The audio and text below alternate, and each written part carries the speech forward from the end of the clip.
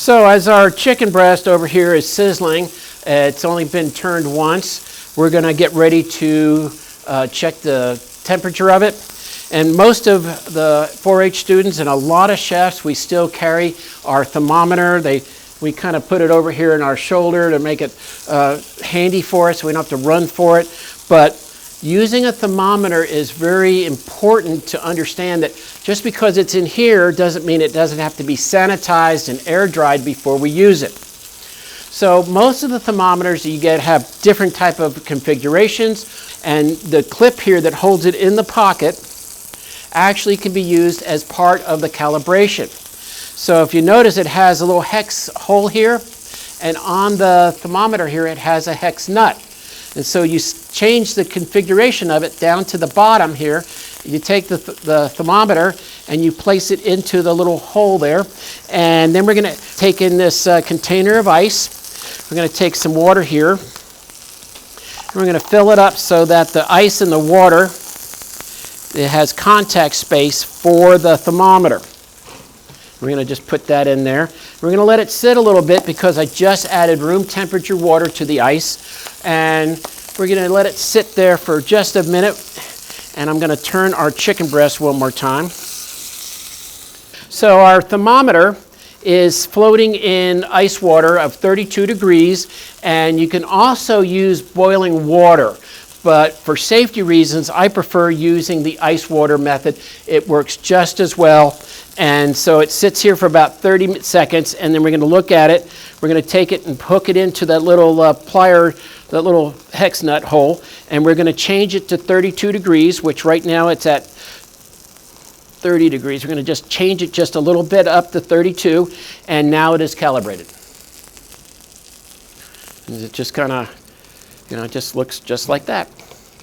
Now, these thermometers, dial thermometers, come in two different temperature gauges. One is 220 degrees, which is what we mostly use in our kitchen, and then you could also get a 550 for when you're using deep frying or doing some pan frying.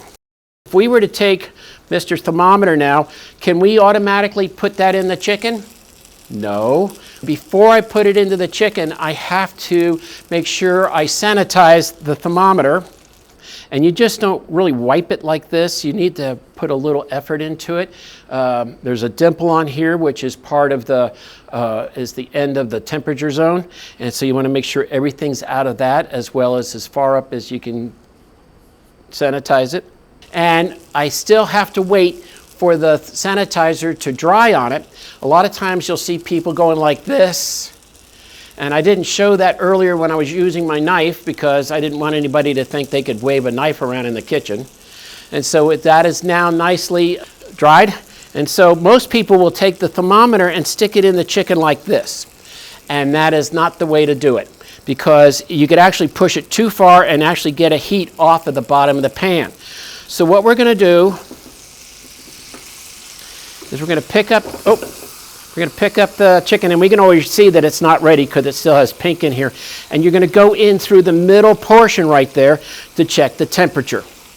Okay? And right now, it is only 100 degrees. Now it's going up to 120. So it has to reach the internal temperature of 165 degrees. I'm going to put this over here. We're going to get our sanitizing towel. We're going to sanitize this up so it's ready to go for the next time we temp this. So we're still kind of waiting on this side to cook a little bit more, and then we're going to turn it over once again. Now, there's other types of thermometers available to us. There's what's called a surface thermometer, in which you only can get the temperature of the surface. If I could even put it on, I can put it on the chicken here. And it is, wow, it's 146 degrees. So it's not ready yet, but that means that the outside is 146 degrees, not the internal temperature.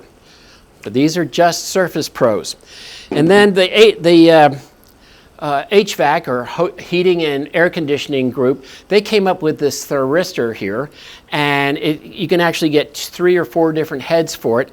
And this has the same probe right here. We would have to sanitize it. We turn it on, and within seconds, it will tell us the temperature of whatever we're probing, okay? Our chicken breast has cooked for 20 minutes, and it's nice and golden brown, and I left the thermometer over here in the ice, and can I use that? Can I put, since it's just ice water, can I put that in the chicken right now? So we're going to take another cloth here, and we're going to wipe it down and sanitize it really nice. And notice I'm doing that repeatedly because you want to, one wipe doesn't necessarily get everything, so you have to wipe it several times. I know you're using these sanitary wipes. And normally what I do is, especially when I'm out cooking, I will use a small cup and I'll put some sanitizing liquid in it, and I'll just put my thermometer in there and allow it to stay there, because if I put it down on the table, it's no longer sanitized. If I put it back in the sleeve and in my pocket, it's no longer sanitized. You got to remember about these little thermometers is that inside of them they have a little piece of copper, a little copper coil, and when it gets hot it expands out and moves the dial up, and then when it's cold it moves it down.